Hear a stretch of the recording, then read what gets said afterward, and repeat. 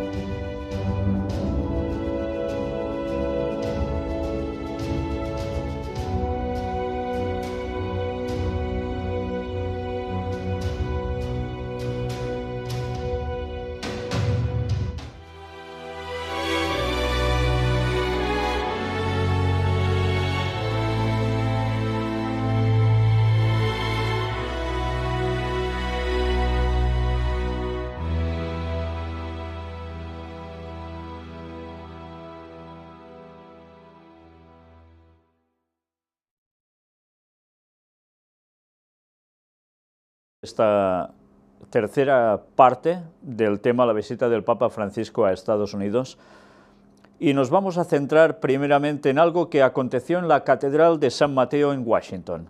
La imagen que habéis visto de portada es precisamente de los momentos en que el Papa estuvo allí, y lo que veis que hay precisamente detrás mío es ese lugar. Francisco pide a obispos que no se repitan crímenes en la Iglesia, los obispos de los Estados Unidos.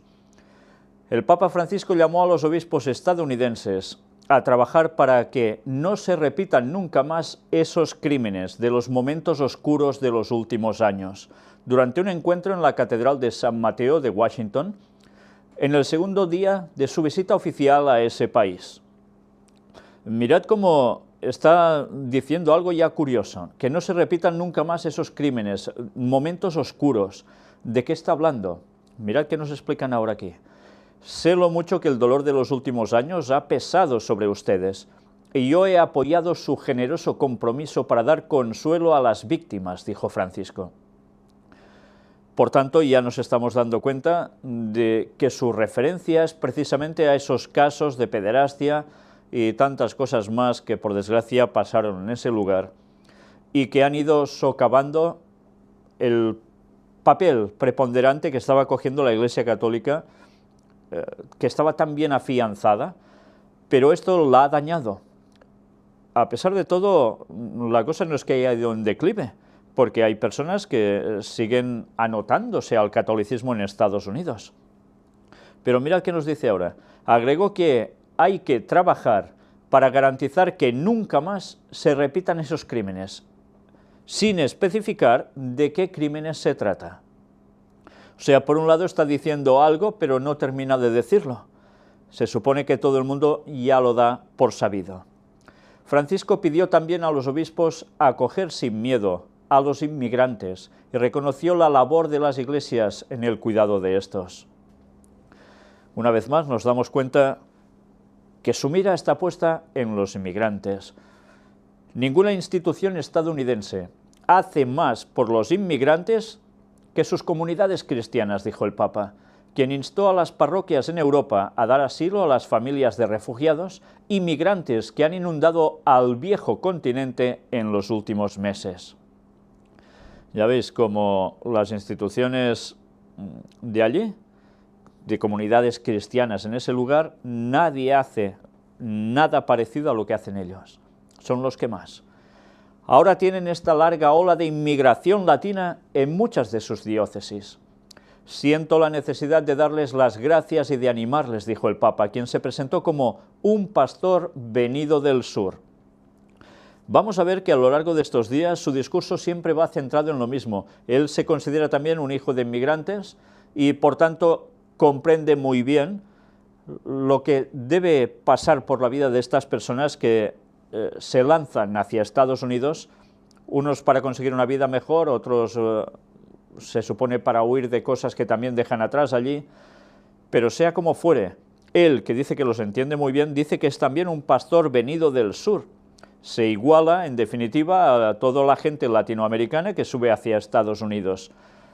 Y evidentemente ya dijimos en las anteriores conferencias que ese era un tema primordial para la agenda papal, ir a buscar que Estados Unidos acepte a toda la masa migratoria de América Latina.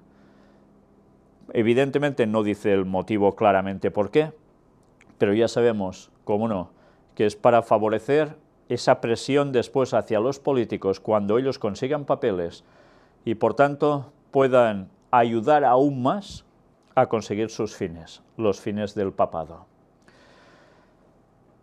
Y ya sabéis que entre los fines del papado básicamente está la imposición del domingo como el día de reposo. Por eso se trabaja tanto a favor de los migrantes, que la mayor parte de ellos son católicos. Aquí tenéis el texto completo del Papa en el encuentro con los obispos de Estados Unidos. Fue precisamente en la Catedral de San Mateo en Washington. El Santo Padre recuerda a los prelados que nuestra misión episcopal consiste en primer lugar en cimentar la unidad. Esto es interesante. Su primera gran misión es cimentar la unidad, que no hayan divergencias, que todos estén unidos para un mismo propósito. Y vamos a ver además cómo puede haber unidad no solo entre católicos. Antes que nada quisiera enviar un saludo a la comunidad judía, a nuestros hermanos judíos que hoy celebran la fiesta del Yom Kippur, que era el día 23 de septiembre, el Señor les bendiga con paz y les haga ir adelante en la vida de la santidad, según esto que hoy hemos escuchado de su palabra. Sed santos, porque yo soy santo. Ahora nos damos cuenta cómo la visita del Papa coincidió precisamente con el Yom Kippur, el día de la expiación para los judíos. Y una vez más vemos ese acercamiento hacia la comunidad judía que el Papa no esconde para nada. Va directamente a conseguir esa unidad con ellos. Bueno, pues he de decir algo. Alguna persona está diciendo que ese día empezaba algo en el cielo, el día del Yom Kippur especial, el día del juicio investigador, pero no solo para los que ya fallecieron desde Adán, que eso sucede de 1844 para acá, sino el juicio sobre los vivos. Bien, no hay base en absoluto para eso, en absoluto. Si alguien nos está diciendo eso, está haciendo una conjetura que no tiene ninguna base doctrinal bíblica en absoluto. No se sabe cuándo empieza el juicio por los vivos. Solo sabemos que cuando termine coincide ya prácticamente con el anuncio de Jesús que dice consumado es y viene a buscarnos. Pero no sabemos cuándo empieza. Eso queda aún en hipótesis, pero no se puede afirmar, al menos que nosotros sepamos. Pero cuando hemos oído argumentos de alguna persona, algún pastor adventista que está diciendo esto, por favor, pedirle que aclare en qué se puede basar bíblicamente, porque no os lo va a poder decir. Por eso, cuidado con las voces que oímos, porque no todo es cierto y cada vez están pululando más gente que está diciendo cosas que para nada se sustentan. Id con cuidado, por favor. Y yo no digo que se haga con mala intención, pero realmente esto es causa de confusión cuando las cosas no se pueden demostrar. Y los alarmismos no son buenos. Hay que anunciar las cosas, pero hay que anunciar las cosas ciertas, no solo hipótesis lanzadas al aire y haciéndolas pasar por ciertas como correctas.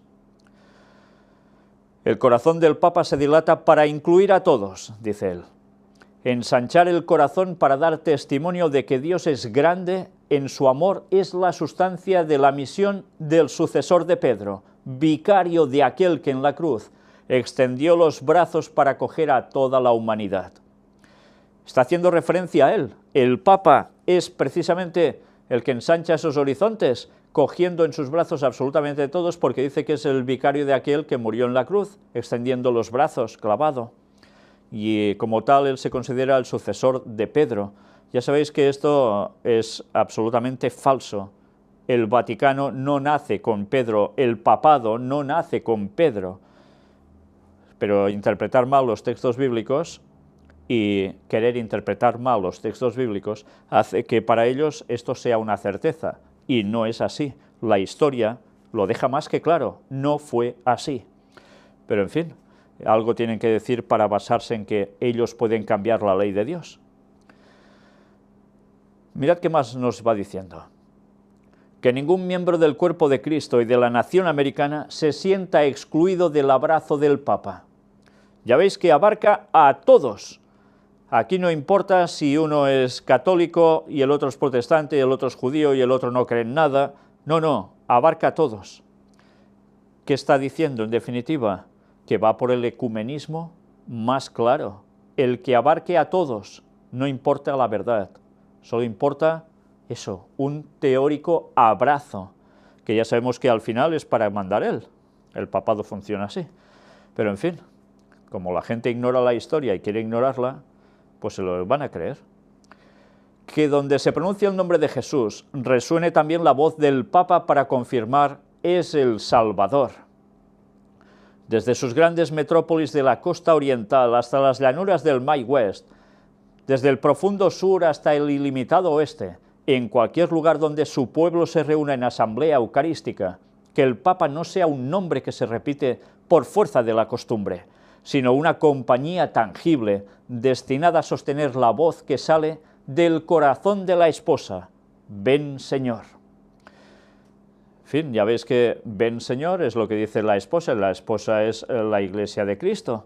Entonces, en definitiva, él no quiere que su nombre sea utilizado como si nada, que no se repita por costumbre, como una cacatúa, sino que sea con un motivo y en concreto, precisamente que sea para el de decir ven Señor.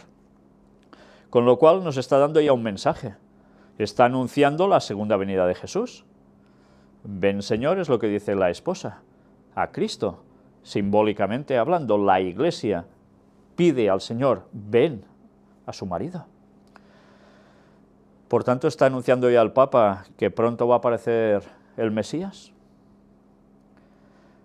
Cuando echan una mano para realizar el bien o llevar al hermano la caridad de Cristo, para enjugar una lágrima o acompañar a quien está solo, para indicar el camino a quien se siente perdido o para fortalecer a quien tiene el corazón destrozado, para socorrer a quien ha caído o enseñar a quien tiene sed de verdad, para perdonar o llevar a un nuevo encuentro con Dios, sepan que el Papa los acompaña y los ayuda. Pone también él su mano, vieja y arrugada, pero gracias a Dios, capaz todavía de apoyar y animar junto a las suyas. Démonos cuenta una vez más, él es el líder de la moral, el líder del bien en el mundo, y todo lo que hagan los demás, que trabajan en cierto modo para ayudar a los otros, pero como no para el Vaticano, también tienen ese apoyo del Papa como si él mismo estuviera haciendo esto.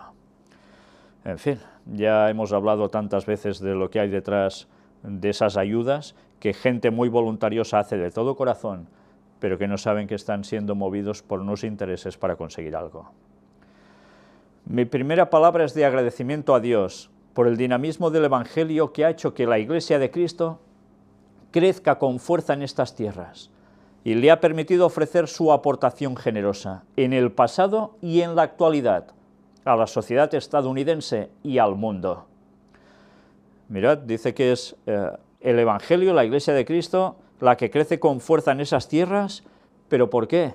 Porque generosamente actúa y abarca el pasado, la actualidad y a todo el mundo. Una vez más, nos está diciendo que la labor de ellos, ¿cuál es? Expansiva, evidentemente. ¿Y con esto qué quieren conseguir?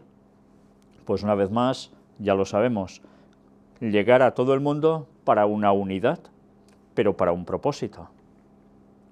Aprecio vivamente y agradezco conmovido su generosidad y solidaridad con la sede apostólica y con la evangelización en tantas sufridas partes del mundo. Me alegro del firme compromiso de su Iglesia a favor de la vida y de la familia, motivo principal de mi visita. Una vez más recordemos esto. El tema por encima de todo era tratar sobre la familia. Y ya sabemos que tratar sobre la familia implicaba directamente algo, y era tratar solapadamente sobre el domingo. Ya iremos viendo más a lo largo de estas temáticas dedicadas a esa visita del Papa a Estados Unidos respecto a todo esto. Él continúa diciendo: me alegro del firme compromiso de su Iglesia a favor de la vida y de la familia, motivo principal de mi visita. Sigo con atención el enorme esfuerzo que realizan para acoger e integrar a los inmigrantes que siguen llegando a Estados Unidos, con la mirada de los peregrinos que se embarcan en busca de sus prometedores recursos de libertad y prosperidad. Admiro los esfuerzos que dedican a la misión educativa en sus escuelas, a todos los niveles y a la caridad en sus numerosas instituciones. Nos vuelve a hablar de los peregrinos, la gente además que busca libertad, prosperidad, o sea, los migrantes, y después de la misión educativa en sus escuelas. Esto es básico, porque el catolicismo va a buscar siempre a los niños para que después, una de dos, o se rebotan totalmente de la religión, como ha pasado muchas veces en este país donde estamos nosotros, o bien ya se los ganan, pero van instaurando una mentalidad que es la que ellos quieren. En definitiva, sea como fuere, consiguen su objetivo. No les hablo solo yo, mi voz está en continuidad con la de mis predecesores. Ya veis que él se encasilla directamente con la misma agenda de los otros papas. ¿Sabéis? Hay personas que creen que este papa funciona aparte, que es un anticristo, un antipapa. No, bueno, anticristo sí, evidentemente, como todos los papas. Todo el papado es el sistema del anticristo. Pero evidentemente, él está siguiendo la continuidad de la agenda marcada que alguien les ha marcado previamente, evidentemente ya sabemos que no es Dios, y que van a seguir los pasos para conseguir sus fines. Y eso lo hemos venido demostrando ya con varios papas, no solo con este. Y sé que eso duele a muchos católicos que creen que verdaderamente los otros son buenos, pero este es alguien especial puesto allí y que no sería un adecuado papa, por decirlo suavemente. Así he recibido muchos escritos de mucha gente que me lo opina, gente católica, pero esa no es la realidad. La realidad es que todo el sistema papal no proviene de Dios. Y si no, mirad la historia, desde sus inicios hasta ahora, y luego me diréis. Y sobre todo mirad la profecía bíblica, que es más clara, bueno, imposible ya, imposible ser más claro. Mirad qué más nos dice aquí. Desde los albores de la nación americana, cuando apenas acababa la revolución, fue erigida la primera diócesis en Baltimore. La Iglesia de Roma los ha acompañado y nunca les ha faltado su constante asistencia y su aliento. Por tanto, desde acabada la revolución, ya estaban trabajando desde la diócesis de Baltimore. Y la Iglesia romana, ¿qué ha ido haciendo? Pues cada vez más posicionándose con toda su fuerza allí.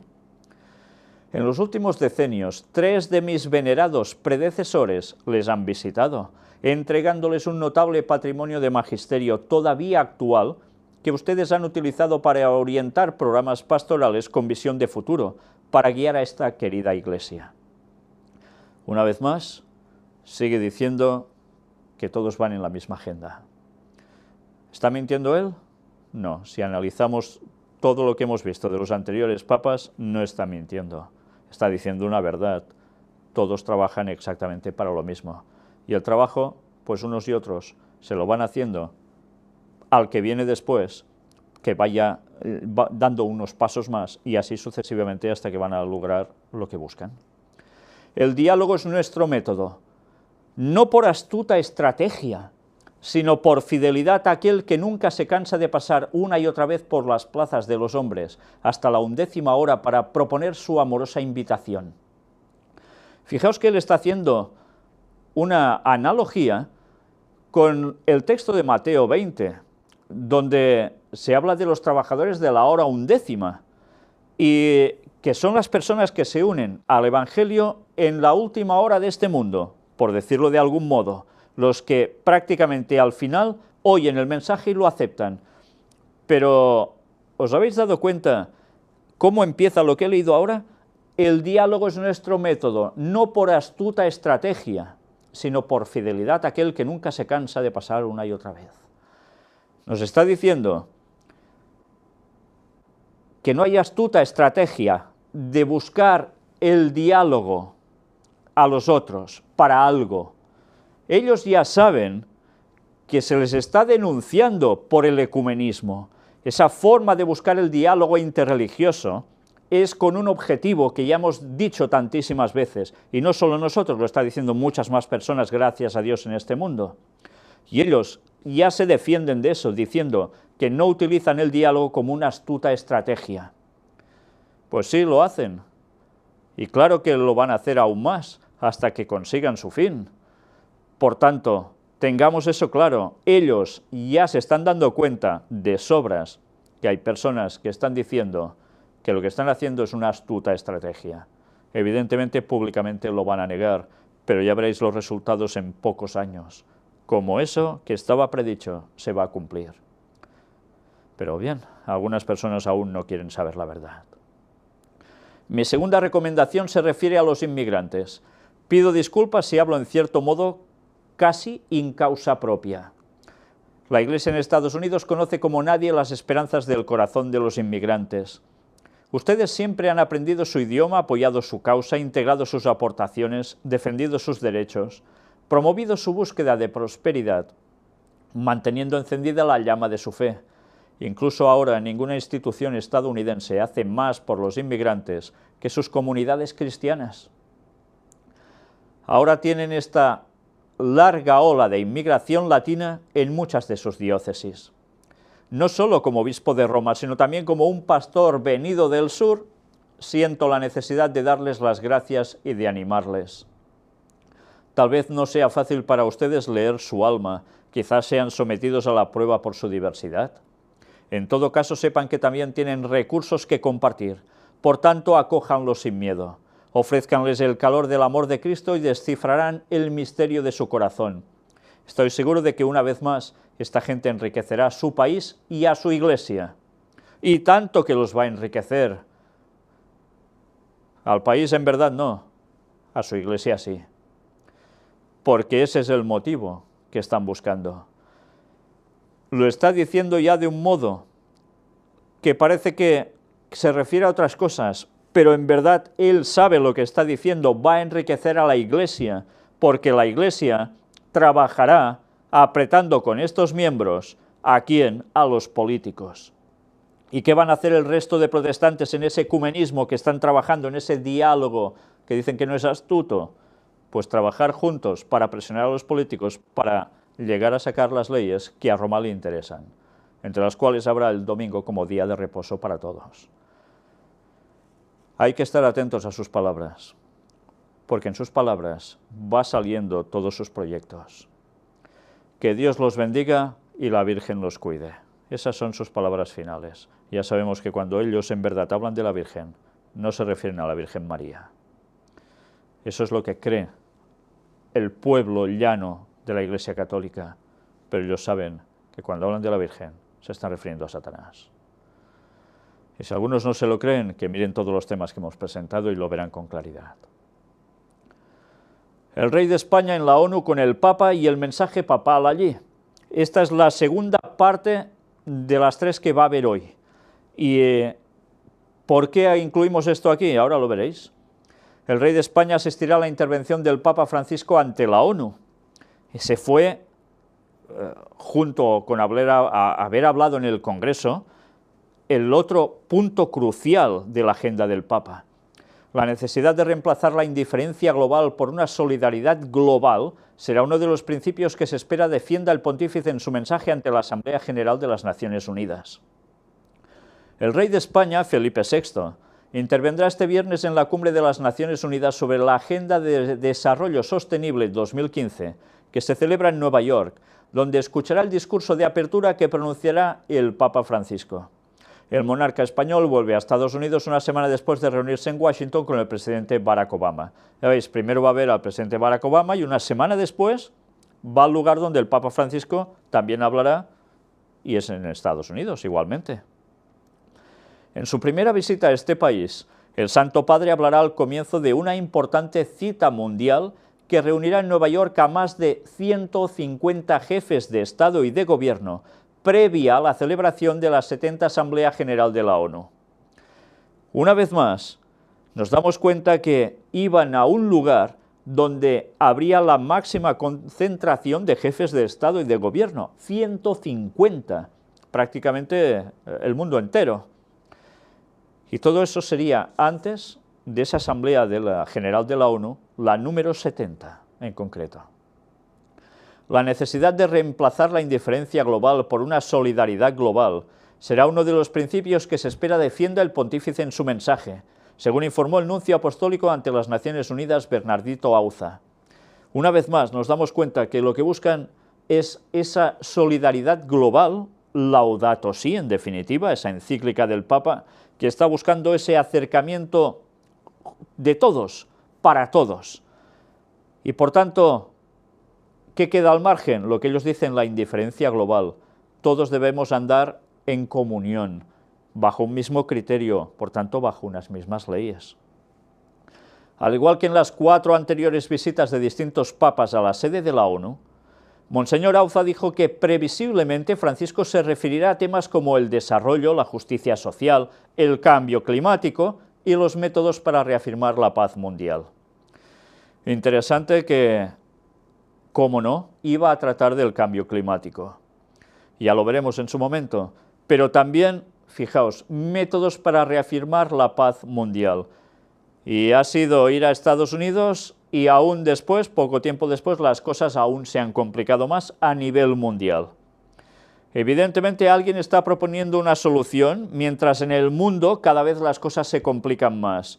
Cuando todo esto llegue a su clímax, finalmente deberán aceptar una solución que alguien les ha ofrecido previamente y que destaca por ser el líder moral prácticamente reconocido por todo el mundo. En fin, qué mejor forma de poner la paz, alguien que ya será considerado como un líder de la moral, un líder buscador de la paz en el mundo. ¿Quién le va a decir que no?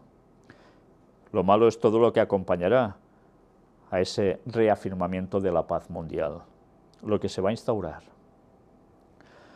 El Papa siempre habla de la solidaridad global como antídoto contra la indiferencia global, recordó el representante del Vaticano en una rueda de prensa que ofreció en la sede de la Nunciatura Apostólica en Nueva York. También señaló que se espera que el Santo Padre insista en su principio de que no puede haber paz mientras no haya desarrollo igualitario entre las naciones. Por tanto, esto forma parte de Laudato Si. El objetivo de esta cumbre es la adopción de una nueva y ambiciosa agenda de desarrollo sostenible que sirva como un plan de acción para que la comunidad internacional y los gobiernos nacionales promuevan la prosperidad y el bienestar común en los próximos 15 años. ¿Os dais cuenta qué cantidad de años dice? En los próximos 15 años. Y prácticamente al final de estos 15 años, ¿sabéis quién aparece, no? Pues es la segunda venida de Jesús, la cual cosa indica que un tiempo antes, un poco tiempo antes, va a aparecer Satanás haciéndose pasar por el Mesías, que es quien en principio les va a dar esa prosperidad y bienestar común, sí, acompañados del papado, por supuesto, pero ese falso Mesías les va a ofrecer esto justo cuando estos años definitivamente vayan a cumplirse. Y después, sorpresa, viene el auténtico Jesús. Y esa prosperidad y bienestar que les va a durar tan poco, porque antes de que vuelva Jesús todo se va a volver hecatombe absoluta, cuando parezca que todo está dominado y controlado por este falso Mesías, todo se les va a girar y entonces aparece el auténtico Jesús. Mirad qué planes tan bien trazados tienen, qué agenda, que de divina tiene poco, pero de satánica mucho. Y después hubo precisamente esta tercera parte, la canonización de Fray Junípero Serra. Estuvimos hablando ya en algunas conferencias de noticias de actualidad cuando esto iba a acontecer. Y vamos a ver ahora dos vídeos. El primero de ellos es cuando el Papa Francisco proclama santo a Fray Junípero Serra. Estad atentos a las imágenes, no dura mucho el vídeo, pero vale la pena ver qué lleva el Papa y, en definitiva, qué palabras utiliza. Vamos a verlo. Bien, pues ya habéis visto, cuando tiene que nombrar a Fray Junípero Serra como santo, hace un cambio de atuendo. Es cuando el Papa se pone la mitra y a partir de entonces habla ya totalmente como infalible. Habla totalmente como el que tiene el poder de atar las cosas de la tierra y hacer que en el cielo se haga lo mismo. Eso es lo que dicen. Y no sé si os habéis fijado que además cogía algo en su mano. Aquí lo estáis viendo en la imagen. El báculo. ¿Y qué báculo en concreto? El famoso crucifijo de la cruz quebrada, la cruz partida. Ese crucifijo que hasta el autor Piers Compton, católico, dijo claramente que era el crucifijo utilizado por los satanistas en el siglo VI y que fue recuperado después desde el Concilio Vaticano II y que todos los papas han llevado. Curioso, ¿no? También ya habéis visto en el momento en que él dice que ya es santo, dice que hay un gran júbilo en la Iglesia, porque a partir de entonces ya se puede rezar directamente también para que Fray Junípero Serra pueda interceder por todos. En fin, esta es la enseñanza católica, no es la enseñanza bíblica, y tanta gente confunde la enseñanza católica con la Biblia. En la Biblia jamás nos dice que hemos de invocar muertos para que nos ayuden. Eso es espiritismo. La inmortalidad del alma no existe. Bien, pues sé que eso siempre sorprende a muchos, sobre todo evangélicos, no solo católicos, porque dan por sentado que esto es bíblico, que es cierto, y no es así. Y si tenéis dudas, entrad en nuestros estudios bíblicos, donde hablamos de qué hay después de la muerte, y vais a ver con la Biblia en la mano cómo esto no es cierto.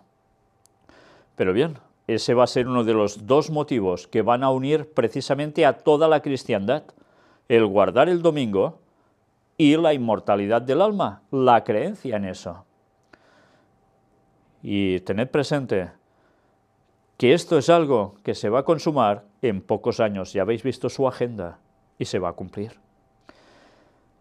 Ahora vamos a ver el segundo de los vídeos. El Papa Francisco regala un rosario a la Virgen en la Catedral de San Mateo en Washington. Mirad precisamente cada escena, porque vale la pena. El Papa se acerca para darle el rosario a la estatua de la Virgen, al ídolo de la Virgen, y además hace algo, la toca, con cariño la toca. Cuando el catolicismo dice que las imágenes solo están para hacer recordar lo que es espiritual y ya está, es necesario ir y tocar una imagen como mimándola. ¿Os dais cuenta que eso es idolatría, aunque uno quiera buscar todos los nombres variantes para no decir que eso es idolatría? No solo eso, después sigue andando, sigue yendo con el crucifijo y vuelve a aparecer la famosa frase que el Papa siempre antes de ir a uno de sus viajes apostólicos va precisamente a Santa María, la Mayor, en Roma. Y allí, ¿qué hace? Ir, dicen, a buscar, a hablar con la Virgen para que todo le vaya bien. Y no solo cuando va, sino cuando regresa también. Y hemos dicho, ¿a quién en verdad está haciendo referencia que para la pobre gente católica que no sabe la verdad, creen que va a dar tributo a la Virgen para que lo ayude en todo y después darle las gracias, y no saben que lo que están haciendo es ir hacia Satanás, para que le mantenga la brillantez en todo ese viaje? Pues las cosas son así, y la lástima es que la gente siga defendiendo aún que esto no es adorar imágenes. Pues ante Dios, ¿creen que esa excusa servirá? Sinceramente, ¿algún católico que se plantee las cosas diciendo esto, creen que ante Dios se lo va a tomar como es verdad, no pasa nada?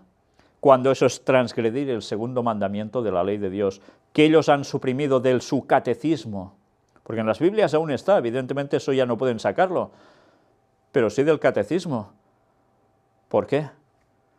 Si eso no fuera adorar imágenes, ¿para qué suprimir un mandamiento de los 10? No busquemos excusas.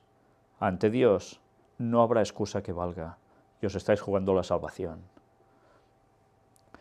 Mirad ahora todo lo que tiene que ver sobre Fray Junípero Serra, santo más allá de las polémicas. ¿De qué polémicas nos habla? El Papa lo canonizó hoy en Washington, objeciones y opiniones particulares sobre la vida del fraile. Estad atentos a lo que nos dice primero una de las partes y después vamos a ver lo que nos dice la otra parte. Para que haya polémicas, al menos tiene que haber dos partes, ¿no? Mirad qué sucedió y cómo nos lo cuentan aquí.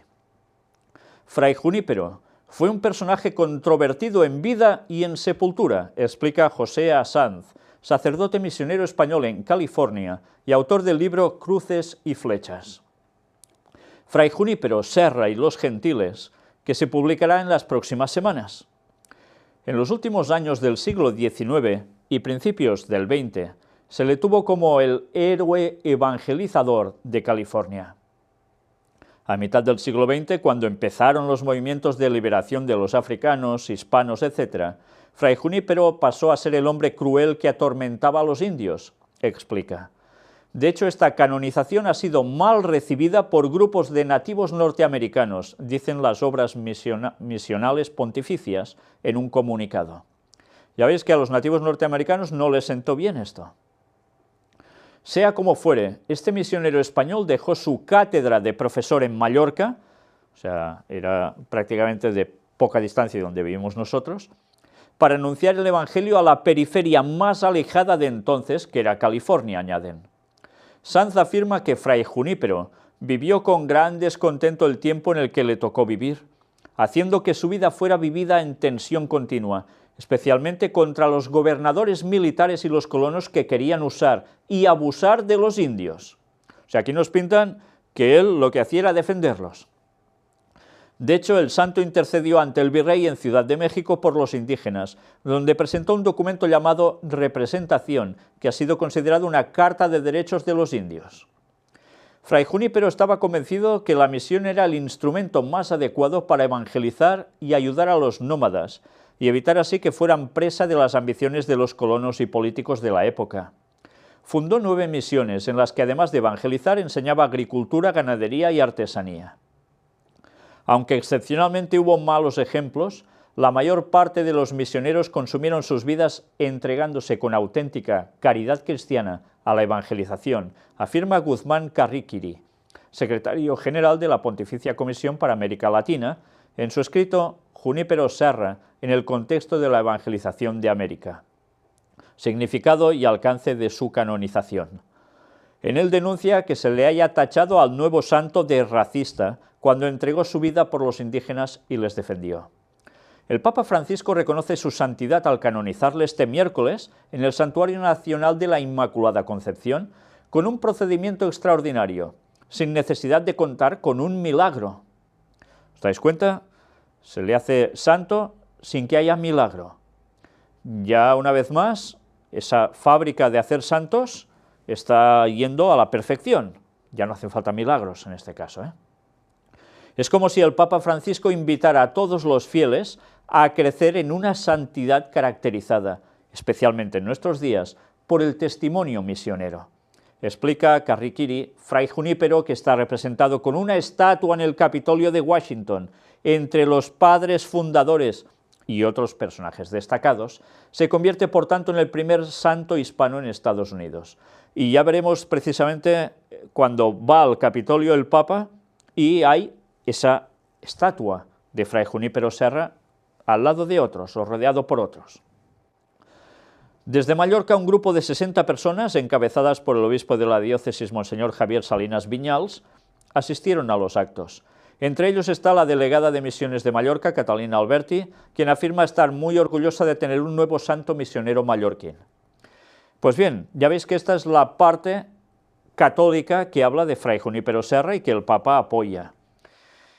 Ahora vamos a ver la otra parte, la contraparte. Junípero Serra no era ningún santo. Pues mirad qué nos dice aquí. Hace 15 años el Papa Juan Pablo II pidió perdón por los cientos de años de violencia y sometimiento que los pueblos indígenas de las Américas sufrieron a manos de los católicos. El Papa Francisco le dio seguimiento a esto en Bolivia en el mes de julio y expresó remordimiento por la crueldad que se cometió contra los pueblos indígenas de las Américas. Esto lo recordamos porque lo presentamos. Digo esto con pesar. Se cometieron muchos pecados graves contra los pueblos indígenas de América en el nombre de Dios, dijo. Humildemente pido perdón, no solo por las ofensas de la misma Iglesia, sino también por los crímenes cometidos en contra de los pueblos indígenas durante la llamada conquista de América. Estas fueron sus palabras en Bolivia. Entonces, ¿por qué canonizará a alguien cuyas acciones parecen desafiar esas palabras alentadoras? Esta semana, durante su primera visita a Estados Unidos, el Papa canonizó al fraile franciscano del siglo XVIII, Junípero Serra, quien llegó en 1769 y fundó 9 de las 21 misiones católicas españolas de California. El problema es que también se ha documentado a Serra como un abusador extremo e incorregible de los pueblos indígenas de la costa del Pacífico. ¿Cómo puede ser? Unos dicen que sí, otros que no. Ciertamente, de acuerdo con Elías Castillo, autor de este libro que veis aquí, Serra golpeaba y azotaba a hombres, mujeres y niños de manera brutal, con el propósito de obligar a los indios a ser obedientes. Castillo también escribe que Serra celebraba el fallecimiento de los niños indios y se refería a sus muertes como una cosecha.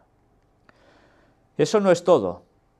Castillo dice que los indios que no entraban voluntariamente a las misiones de Serra eran secuestrados y los encerraban en los parapetos de la misión, donde eran sujetos a un régimen implacable que a la larga cobró las vidas de 62.000 indios y devastó sus civilizaciones.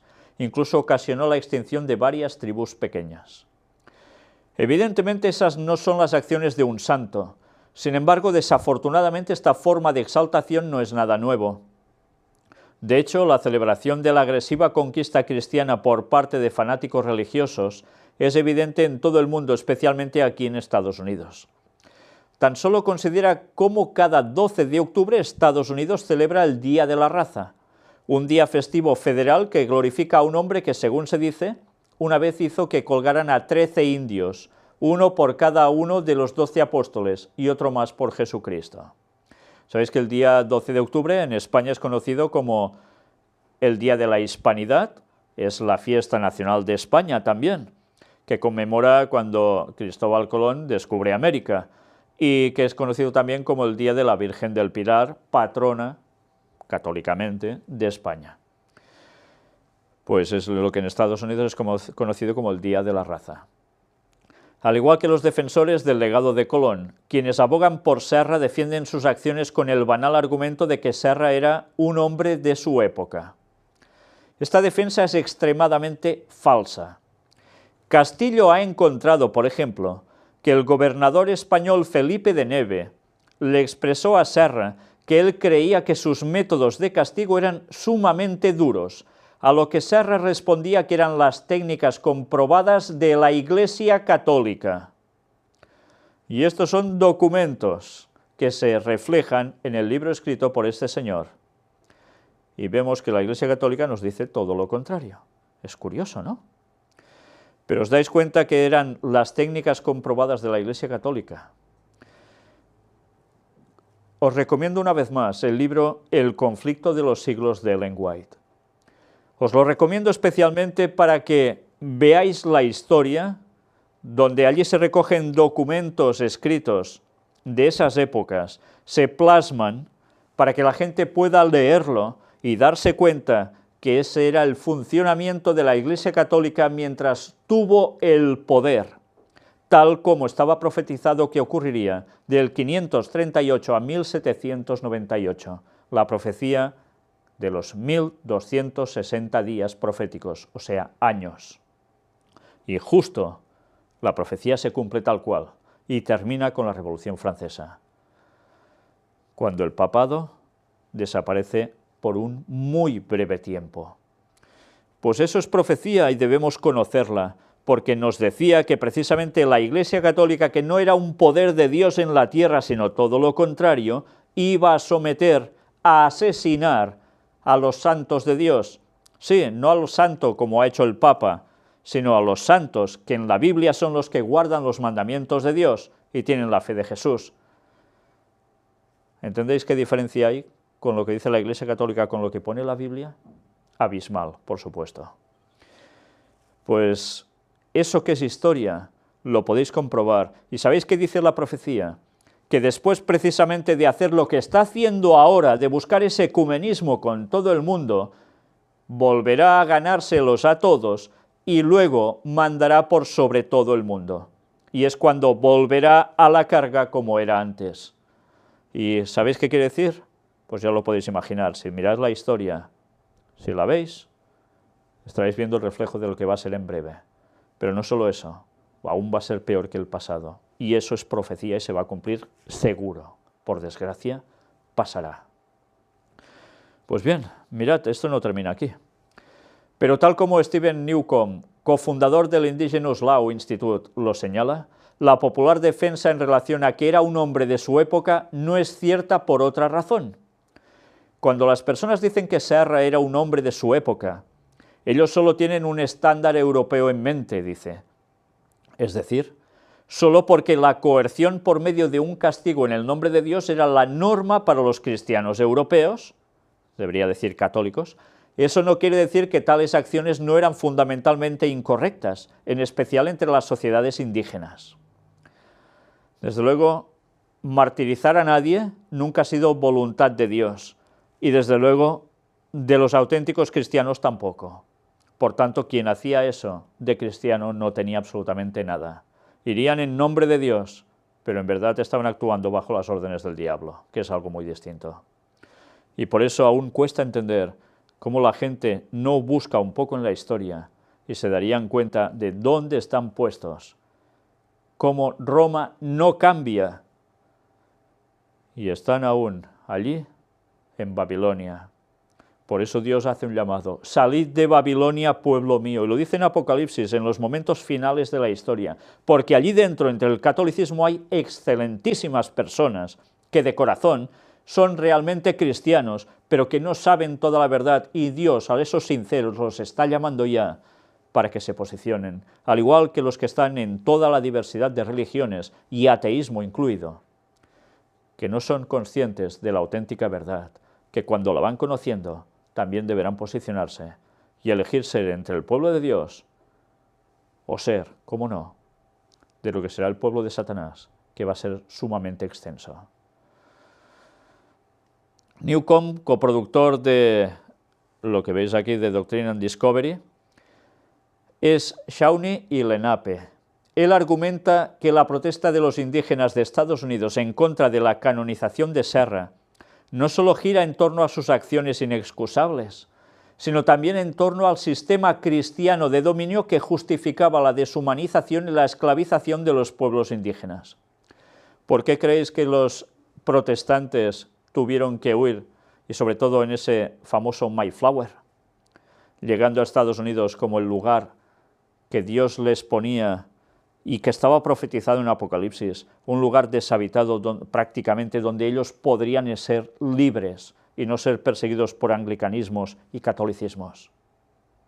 Lo mismo después lo tuvieron que sufrir los indígenas. Qué triste.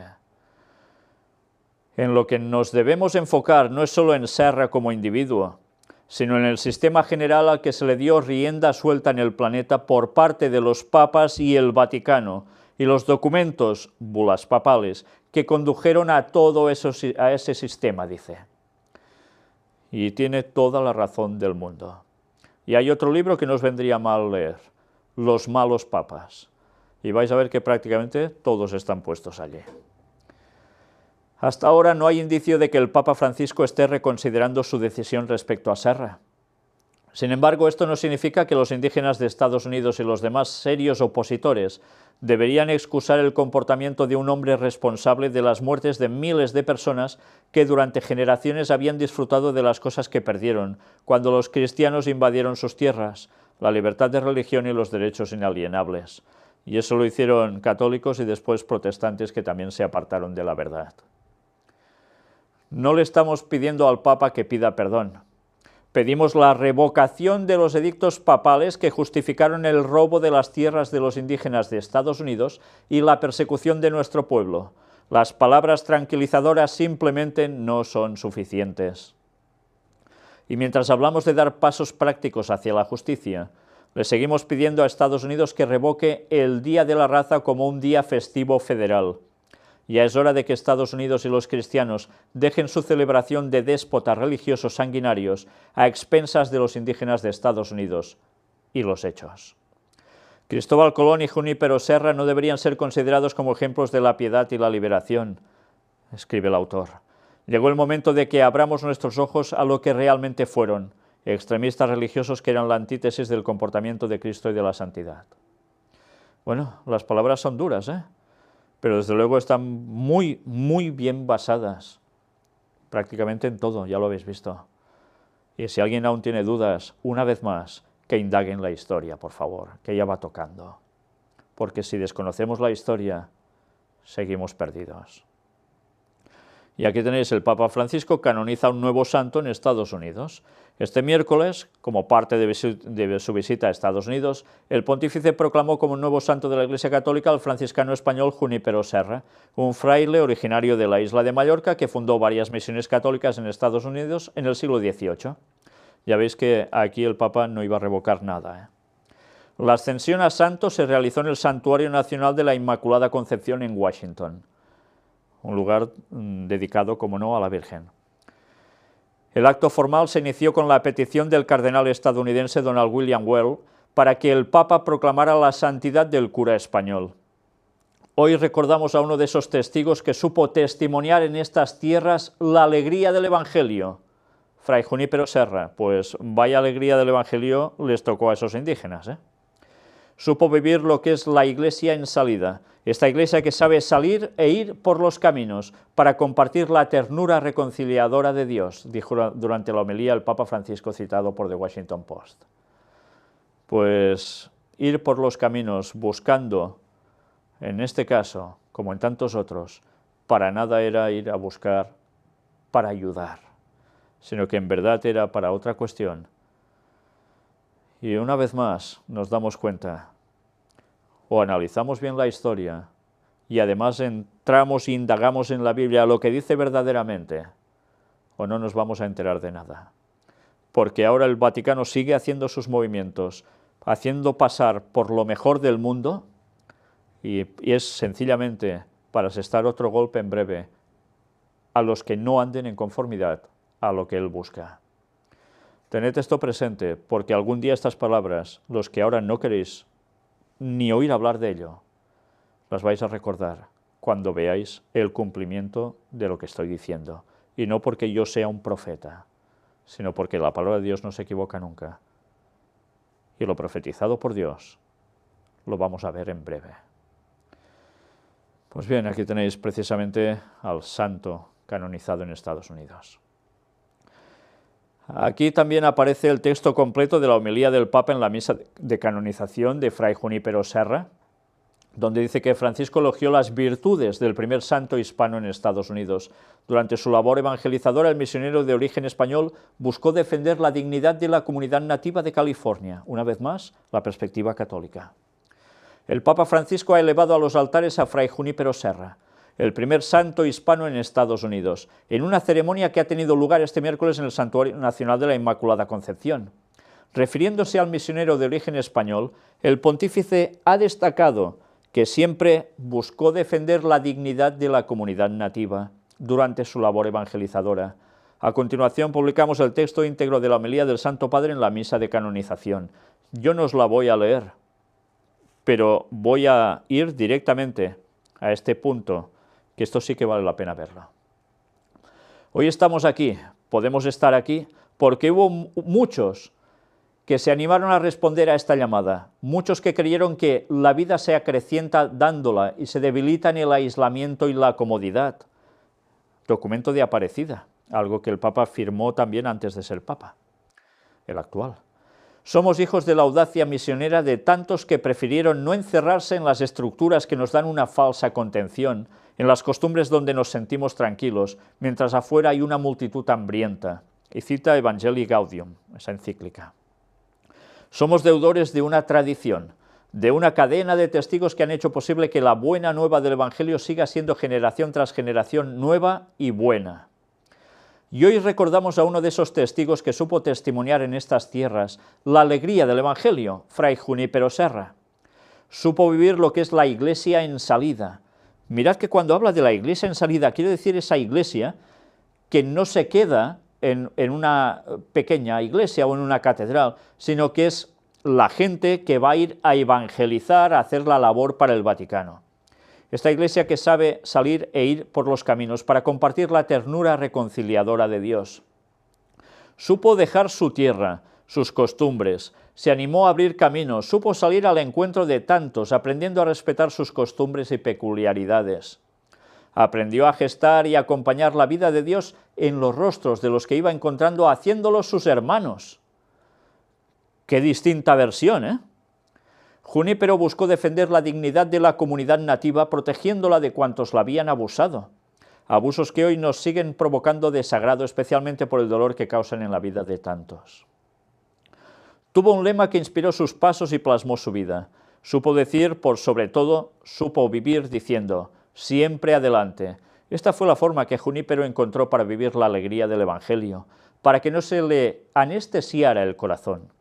Fue siempre adelante, porque el Señor espera siempre adelante, porque el hermano espera siempre adelante, por todo lo que aún le quedaba por vivir fue siempre adelante, que como Él ayer, hoy nosotros podamos decir siempre adelante. Y si Fray Junípero Serra hizo lo que hizo, ¿y cómo lo hizo? ¿Qué nos está diciendo que van a hacer? Pues lo mismo, porque Roma, una vez más he de decir, no cambia. Y eso, tristemente, sigue siendo o queriendo ser ignorado por muchos. La próxima parte va a tener ya que ver precisamente cuando el Papa se dirige a todo un congreso y senado. Y vamos a ver bastantes vídeos. Y una vez más, nos vamos a dar cuenta de qué mensaje dio tan profundo y que va a hacer que este mundo realmente consiga el objetivo buscado por ellos. Porque ellos, ya veis, salen al mundo y ofrecen al mundo lo que opinan, lo que creen. Y presentado bien, de un modo muy bien envuelto, la gente lo ve como bueno, lo abraza. El problema es que la gente no está buscando lo que realmente hay detrás o en el fondo de ese producto que va a hacer que este mundo llegue a pasar lo peor de su historia, pero especialmente para el auténtico pueblo de Dios. Una vez más, estemos preparados porque todo esto se nos viene encima y en breve vamos a vivirlo. Una agenda para pocos años, una agenda que nadie se va a escapar, una agenda que tristemente hará que muchas personas también mueran. Pero ¿sabéis? Hay algo en el fondo. La salvación está en juego, la vida eterna. Preferimos ir sometiéndonos a lo que nos digan, pasarlo más o menos bien así, para no tener problemas, o preferimos abrazar la verdad de Dios y ahora sí, ir adelante hasta el final con la ayuda de Dios y conseguir la vida eterna. Que el Señor nos ayude a ser firmes, porque el tiempo se acaba y Cristo vuelve.